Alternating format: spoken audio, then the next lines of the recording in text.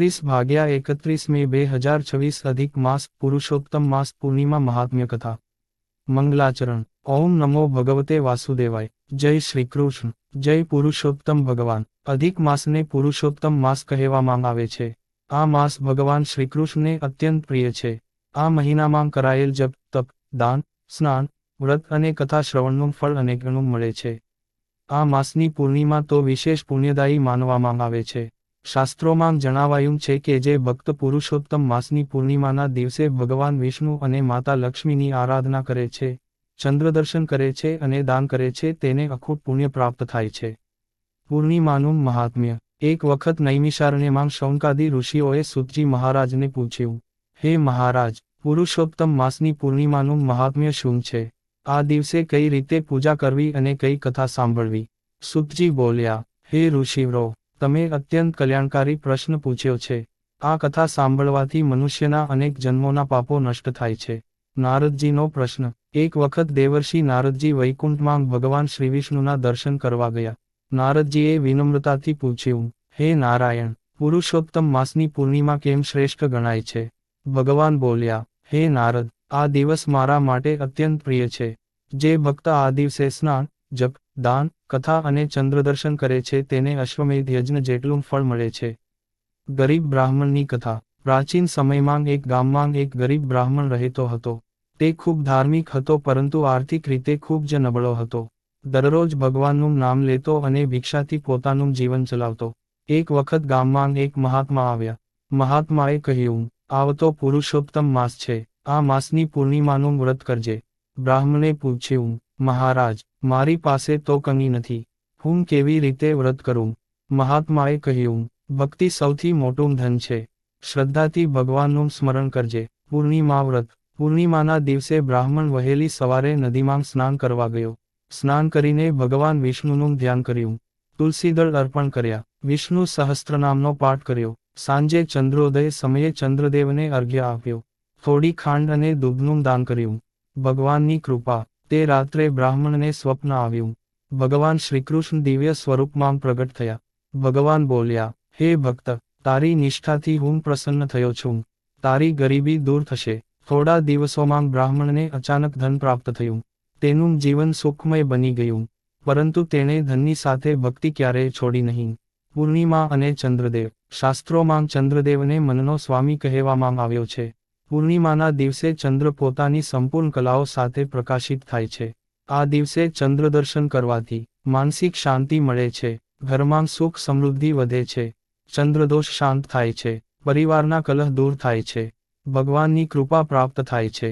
પૂર્ણિમા પૂજા વિધિ પ્રાતઃકાળ વહેલા ઉઠવું, તીર્થસ્નાન અથવા ગંગાજળ મિશ્રિત સ્નાન કરવું, સ્વચ્છ વસ્ત્ર ધારણ કરવા, ભગવાન વિષ્ણુ અને માતા લક્ષ્મીની પૂજા કરવી, પૂજામાં અર્પણ કરવું, તુલસીદળ, પીળા ફૂલ, ચંદન, ફળ, પંચામૃત, નૈવેદ્ય, મંત્ર, ઓમ નમો ભગવતે વાસુદેવાય 108 વાર જપ કરવો.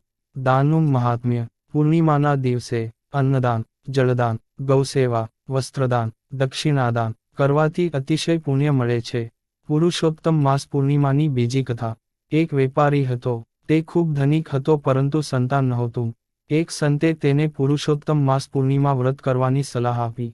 વેપારીએ શ્રદ્ધાપૂર્વક વ્રત કર્યું. ભગવાનની કૃપાથી થોડા સમયમાં તેને સુપુત્રની પ્રાપ્તિ થઈ. તે પછી આખું કુટુંબ ભગવાનના ભક્ત બની ગયું. પૂર્ણિમા રાત્રિ જાગરણ શાસ્ત્રોમાં જણાવાયું છે કે જે ભક્ત પૂર્ણિમાની રાત્રે ભજન, કીર્તન અને નામસ્મરણ કરે છે તેને વિશેષ પુણ્ય મળે છે. આ રાત્રે વિષ્ણુ સહસ્ત્રનામ, ગજેન્દ્ર મોક્ષ, શ્રીમદ ભાગવત, ભગવદ્ ગીતા નું પઠન શુભ માનવામાં આવે છે. ચંદ્રોદયનું મહાત્મ્ય પૂર્ણિમા ચંદ્રોદય સમયે ચંદ્રને અર્ઘ્ય આપવો, કાચા દૂધમાં પાણી મિશ્રિત કરીને અર્પણ કરવું, ઓમ સોમાય નમઃ મંત્ર બોલવો. આ કરવાથી ચંદ્રદેવ પ્રસન્ન થાય છે. પૂર્ણિમા વ્રતનું ફળ જે ભક્ત સ્નાન કરે, જપ કરે, કથા સાંભળે, દાન કરે, ચંદ્રદર્શન કરે તેને ધન, સુખ, આરોગ્ય, સંતાન, યશ, વૈકુંઠ પ્રાપ્તિ મળે છે. આરતી જય લક્ષ્મી રમણા સ્વામી, જય લક્ષ્મી રમણા. સત્યનારાયણ સ્વામી, જનપાતક હરાણા. કથાનો ઉપસંહાર પુરુષોત્તમ માસની પૂર્ણિમા ભગવાન શ્રીકૃષ્ણની વિશેષ કૃપા પ્રાપ્ત કરાવનારી તિથિ છે. આ દિવસે ભક્તિપૂર્વક કરેલી પૂજા, કથા શ્રવણ, દાન અને ચંદ્રદર્શન જીવનમાં સુખ, શાંતિ અને સમૃદ્ધિ લાવે છે.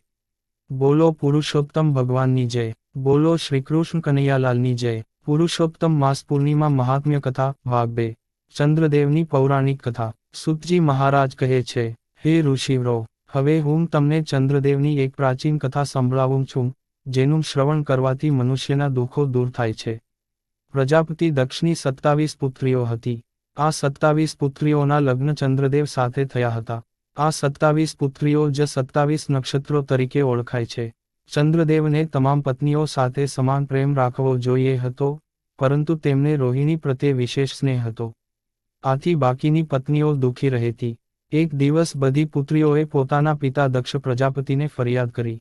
દક્ષ પ્રજાપતિએ ચંદ્રદેવને સમજાવ્યા, હે ચંદ્ર, તારે તમામ પત્નીઓ સાથે સમાન વ્યવહાર કરવો જોઈએ.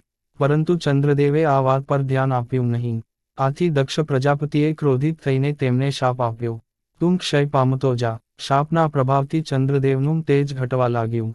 દેવતાઓ ચિંતિત બન્યા. ઋષિઓએ પણ ઉપાય શોધવાનો પ્રયત્ન કર્યો. અંતે બધા દેવતાઓ ભગવાન શિવ પાસે ગયા. ભગવાન શિવે ચંદ્રદેવને પ્રભાસ ક્ષેત્રમાં તપ કરવા જણાવ્યું. ચંદ્રદેવે કઠોર તપ કર્યું. ભગવાન શિવ પ્રસન્ન થયા અને કહ્યું, હે ચંદ્ર, દક્ષનો શાપ સંપૂર્ણ દૂર નહીં થાય, પરંતુ તું એક પક્ષમાં ક્ષીણ થશે અને બીજા પક્ષમાં વૃદ્ધિ પામશે. આથી કૃષ્ણ પક્ષમાં ચંદ્રની કળાઓ ઘટે છે અને શુક્લ પક્ષમાં વધે છે. પૂર્ણિમાના દિવસે ચંદ્ર પોતાની 16 કળાએ ખીલે છે. તેથી પૂર્ણિમા ચંદ્રદર્શનનું વિશેષ મહાત્મ્ય માનવામાં આવે છે. પૂર્ણિમા વ્રત મહાત્મ્ય. એક વખત નારદજીએ ભગવાન શ્રીવિષ્ણુને પૂછ્યું, હે નારાયણ, પૂર્ણિમા વ્રતનું ફળ શું છે? ભગવાન બોલ્યા, હે નારદ, પૂર્ણિમા વ્રત કરનાર ભક્તને હજારો યજ્ઞનું ફળ મળે છે. જે ભક્ત પૂર્ણિમાના દિવસે સ્નાન, દાન અને જાગરણ કરે છે તે મારા ધામને પામે છે. ગરીબ વૃદ્ધાની કથા. એક ગામમાં એક વૃદ્ધા રહેતી હતી. તે અત્યંત ગરીબ હતી. તેના પાસે ખાવા માટે પણ પૂરતું અન્ન નહોતું. એક દિવસ એક સંત તેના ઘેર આવ્યા. વૃદ્ધાએ પોતાની પાસે રહેલી અડધી રોટલી સંતને ભોજનમાં આપી. સંત ખૂબ પ્રસન્ન થયા. તેમણે કહ્યું, માં, તું પુરુષોત્તમ માસની પૂર્ણિમાનું વ્રત કરજે. વૃદ્ધાએ શ્રદ્ધાપૂર્વક વ્રત શરૂ કર્યું. દરરોજ ભગવાનનું નામ લેતી. પૂર્ણિમાના દિવસે ઉપવાસ રાખ્યો. સાંજે ચંદ્રને અર્ઘ્ય આપ્યો. થોડા સમય પછી તેનું જીવન બદલાઈ ગયું. તેના ઘરમાં સુખ સમૃદ્ધિ આવી. ગામના લોકો પણ આશ્ચર્યમાં પડી ગયા. દાન મહિમા. શાસ્ત્રોમાં દાનને ધર્મનો આધાર કહેવામાં આવ્યો છે. પુરુષોત્તમ માસ પૂર્ણિમાના દિવસે કરાયેલ દાન અનેકગણું ફળ આપે છે. અન્નદાન. અન્નદાન સર્વોત્તમ માનવામાં આવે છે. ભૂખ્યા વ્યક્તિને ભોજન કરાવવાથી ભગવાન પ્રસન્ન થાય છે. જળદાન. ઉનાળાના સમયમાં જળદાન વિશેષ પુણ્યદાયક છે. ગૌદાન. શાસ્ત્રોમાં ગૌદાનને મહાદાન ગણાવ્યું છે. વસ્ત્રદાન. ગરીબોને વસ્ત્રદાન કરવાથી પુણ્ય મળે છે. ગ્રંથદાન. ધાર્મિક પુસ્તકોનું દાન જ્ઞાનદાન સમાન ગણાય છે. રાજા અને ભિખારીની કથા. એક રાજ્યમાં એક ધનિક રાજા હતો. રાજા દર વર્ષે અનેક યજ્ઞ કરાવતો. તે જ રાજ્યમાં એક ગરીબ ભિખારી રહેતો. ભિખારીએ પુરુષોત્તમ માસ પૂર્ણિમાના દિવસે માત્ર એક મુઠ્ઠી અન્નનું દાન કર્યું. થોડા સમય પછી બંનેનું અવસાન થયું. યમદૂતો રાજાને લઈને ગયા. વિષ્ણુદૂતો ભિખારીને વૈકુંઠ લઈ ગયા. રાજાએ આશ્ચર્યથી પૂછ્યું, હું રાજા હતો, મેં તો અનેક યજ્ઞ કર્યા હતા. ત્યારે દેવદૂતોએ કહ્યું, ભિખારીએ નિસ્વાર્થ ભાવથી દાન કર્યું હતું. ભગવાન ભાવના જુએ છે, ધન નહીં. પૂર્ણિમા રાત્રિ જાગરણનું ફળ. જે ભક્ત પૂર્ણિમાની રાત્રે હરિનામ સંકીર્તન કરે, ભાગવત કથા સાંભળે, ગીતા પાઠ કરે, ભજન ગાય, તેના પાપો નષ્ટ થાય છે. રાત્રિ જાગરણ કરનાર ભક્તને ભગવાનની વિશેષ કૃપા પ્રાપ્ત થાય છે.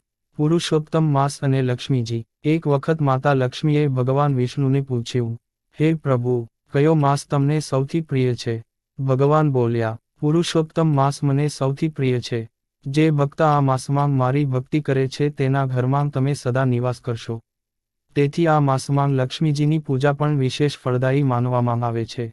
ઉદ્યાપન વિધિ. જેઓ આખો પુરુષોત્તમ માસ વ્રત કરે છે તેઓ પૂર્ણિમાના દિવસે ઉદ્યાપન કરે છે. ઉદ્યાપન માટે ભગવાન વિષ્ણુની પ્રતિમા સ્થાપિત કરવી, પંચામૃત અભિષેક કરવો, તુલસીદળ અર્પણ કરવું, વિષ્ણુ સહસ્ત્રનામ પાઠ કરવો, બ્રાહ્મણોને ભોજન કરાવવું, દક્ષિણા આપવી, ગરીબોને દાન આપવું. આ રીતે વ્રતનું ઉદ્યાપન પૂર્ણ થાય છે.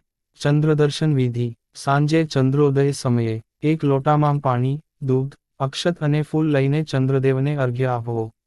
મંત્ર ઓમ સોમાય નમઃ. પછી પ્રાર્થના કરવી, હે ચંદ્રદેવ, મારા મનને શાંતિ આપો, સુખ અને સમૃદ્ધિ પ્રદાન કરો. પૂર્ણિમા દિવસે કરવાના શુભ કાર્યો: ભગવાનનું નામસ્મરણ, ગાયને ઘાસ ખવડાવવી, તુલસી પૂજન, ગીતા પાઠ, ભાગવત શ્રવણ, અન્નદાન, જળદાન, વૃક્ષારોપણ, ગૌસેવા. પૂર્ણિમા દિવસે ટાળવાના કાર્યો: ક્રોધ, અસત્ય બોલવું, અપશબ્દો, વ્યસન, નિંદા, ઝઘડો, હિંસા. કથાનો અંતિમ સંદેશ: સૂતજી મહારાજ કહે છે, હે ઋષિઓ, જે મનુષ્ય પુરુષોત્તમ માસ પૂર્ણિમાની કથા શ્રદ્ધાપૂર્વક સાંભળે છે, તે ધન, ધાન્ય, સુખ, સંતાન અને યશ પ્રાપ્ત કરે છે. અંતકાળે તેને ભગવાન શ્રીહરિના ચરણોમાં સ્થાન મળે છે. પુરુષોત્તમ માસની પૂર્ણિમા માત્ર એક તિથિ નથી, પરંતુ આત્મશુદ્ધિ, ભક્તિ, દાન અને ભગવાનની કૃપા પ્રાપ્ત કરવાનો પવિત્ર અવસર છે. આ દિવસે કરાયેલ નાનું પુણ્ય પણ અનેકનું ફળ આપે છે.